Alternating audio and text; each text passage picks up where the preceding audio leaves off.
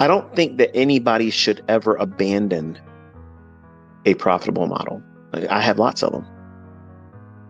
If the market is talking to you in price action saying, hey, listen, I know we haven't talked to each other in a long time, but I'm over here. You want to have a conversation? I got some money if you want to take it out of the market. Let's talk about it. That model may be communicating to you, but you may be acting stubbornly, saying, no, don't bother me right now like an ex-girlfriend, ex-boyfriend. I got a new relationship I'm trying to pursue right now, and I'm trying to do this silver bullet thing. There's a whole lot more videos with people on YouTube talking about this than optimal trading anymore. It's not in vogue anymore. So I want to be part of the hip crowd.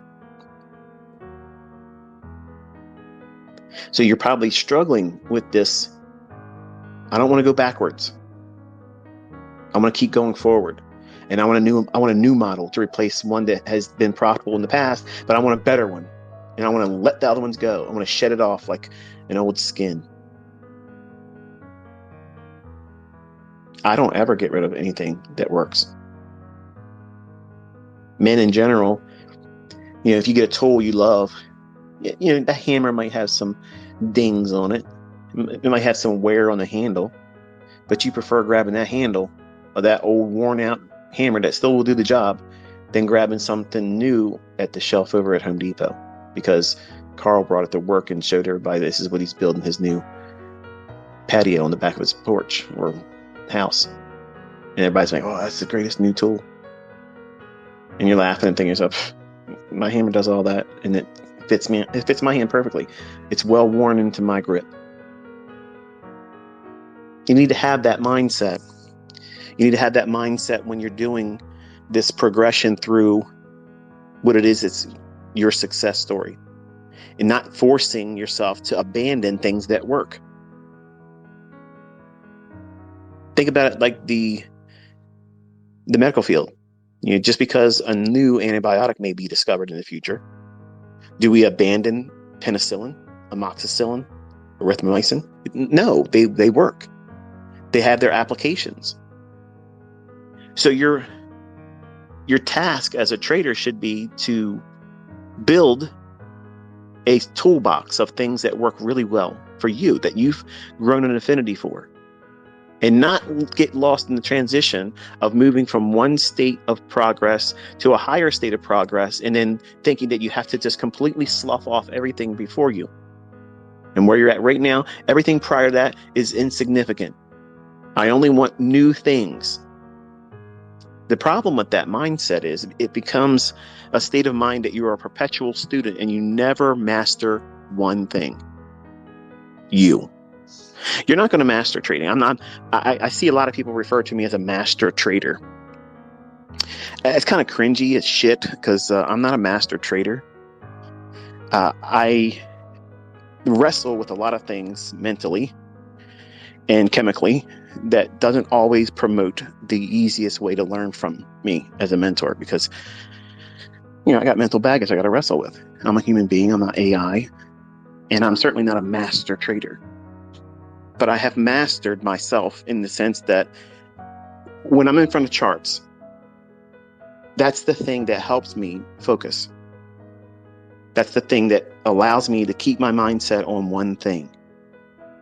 And when you master yourself, how do you master yourself? By working on one thing and doing it exceptionally well. Don't try to go into some new PD array like the Reaper. Oh yeah, we got to do that. That's awesome. Look at that. Look at that. Man, he's coming with these cool name things like the model that I'll be releasing my book, Venom. It's deadly. Highly precise. Works every day. But you're going to read that chapter and you're going to swear up and down that this was the thing you've been waiting for all this time. And I was an asshole because I waited till it went into the book and not in a YouTube video. But you're not ready to learn that one. There's other things you have to understand. And not discard it, because everything I've done is a stepping stone that leads you to a greater precision-oriented trader. You may not be an optimal trader anymore. But guess what that has done? When you learned it, it taught you market structure. It taught you how to anticipate price runs from a specific area in a fractal and price action. And it taught you how to look for a specific level of retracement that repeats over and over again. And also to train your eye to observe a phenomenon that repeats in price. Now, over the years, I've seen people come to the YouTube channel. When I kept it there like it was before I started uploading mentorship core content videos, it was pretty much stagnant. It sat there. And like a diamond, literally laying on the sidewalk that everybody passed by, they just didn't recognize what's there. Because it doesn't have any flashiness, doesn't have any kind of draw materialistically.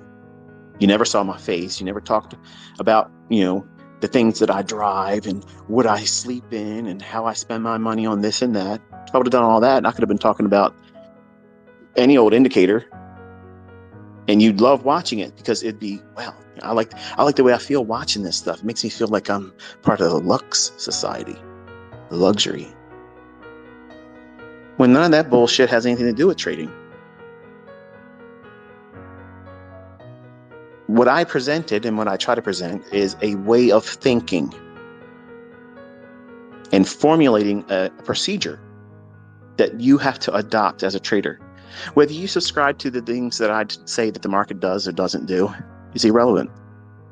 Because if you go through the motions of doing the things I'm suggesting that you do and avoid the things I tell you you should avoid, by default, if you make an honest attempt to do so, you are growing into a proper mindset, so that way you can be a good trader.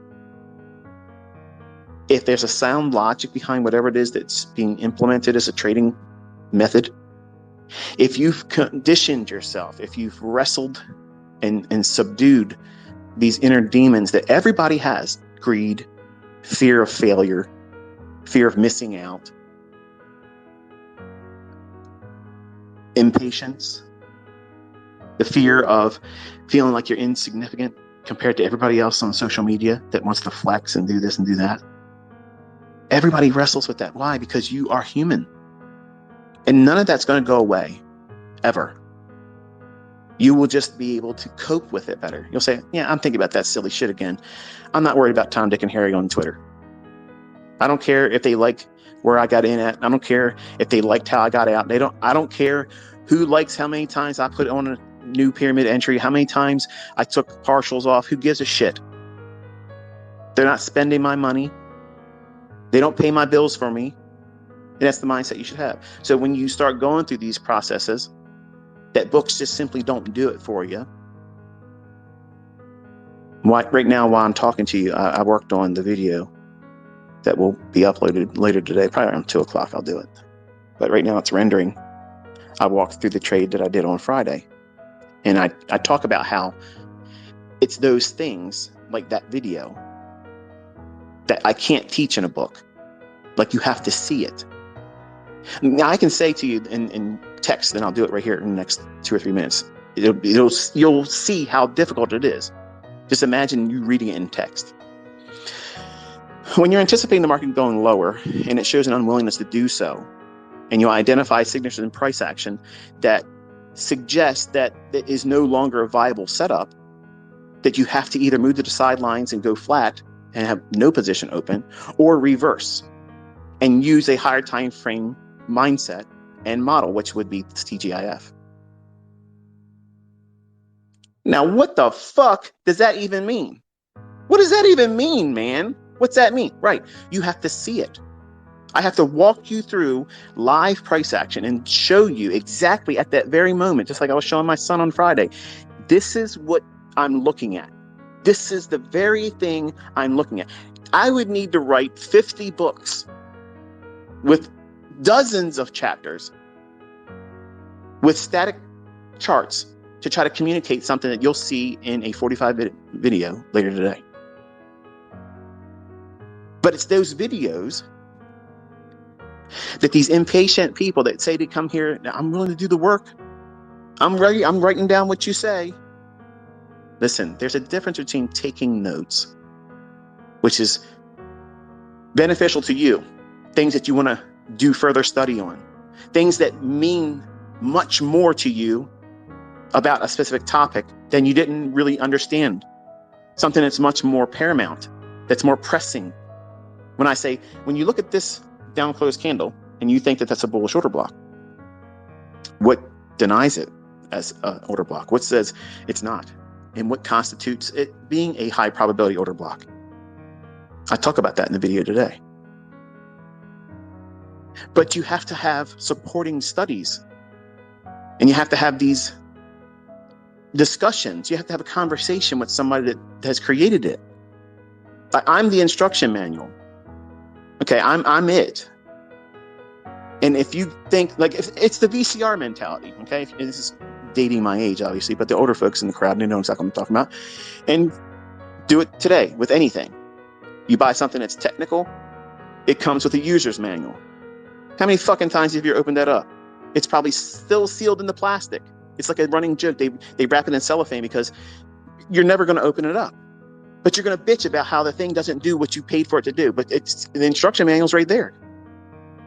And when VCRs came out, I watched my stepfather get pissed off, drunk, throw it across the room because he couldn't get it to work. And all he had to do was press the tracking fucking button and everything would have become clear. I'm the user manual. I'm trying to tell you how to use this information. But some of you get lost in transition. Oh, he's hiding things. He's overcomplicating it. He talks too much.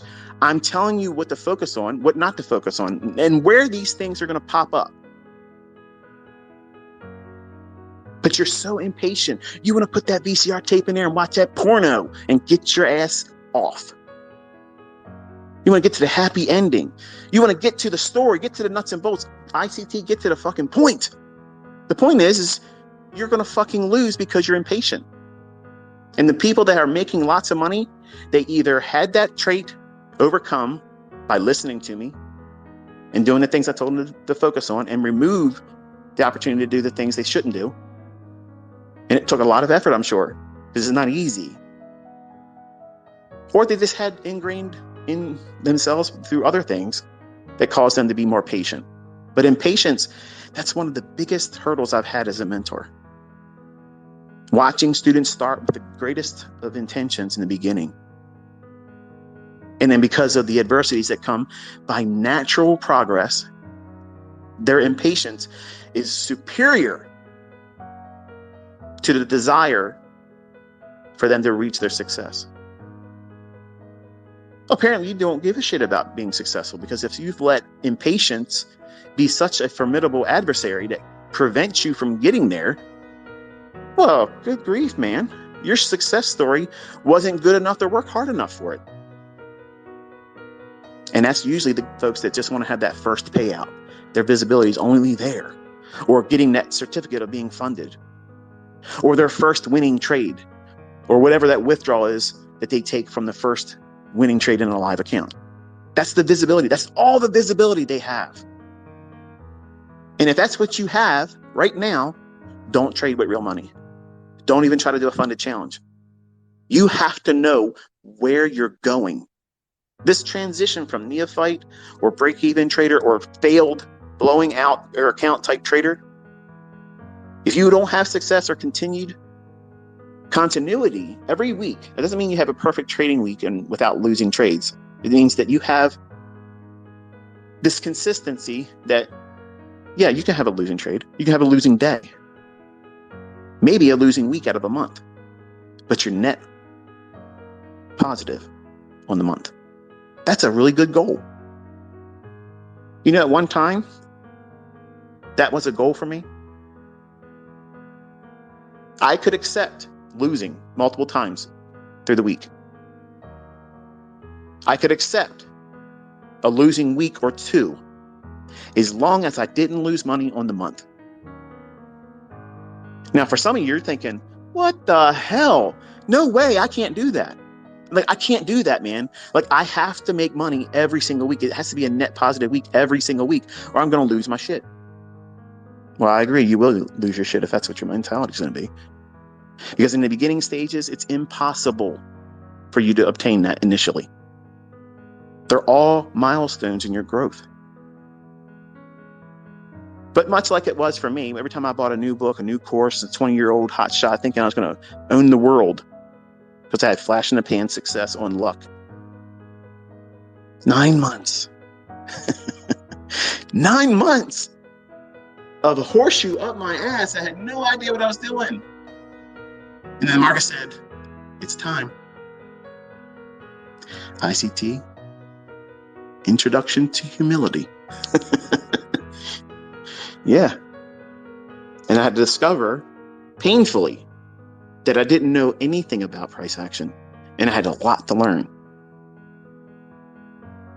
Now, I could have got lost in transition and said, to hell with this. I'm going to stay working for these people that don't give a shit about me. I'm going to just eat the shit they place in front of me and call it a successful American dream. I could have done that if I was a dumbass. I wasn't bred to be a dumbass. I was raised in a low-income family with only one college graduate and one high school graduate apart from that person. Everybody else were dropouts. Everybody else were substance abusers, whether alcohol or drugs, maybe sometimes both. The epitome of dysfunction. And I saw that, and I had friends that grew up in those same similar situations, and they were already drinking and they were already trying to get high all the time.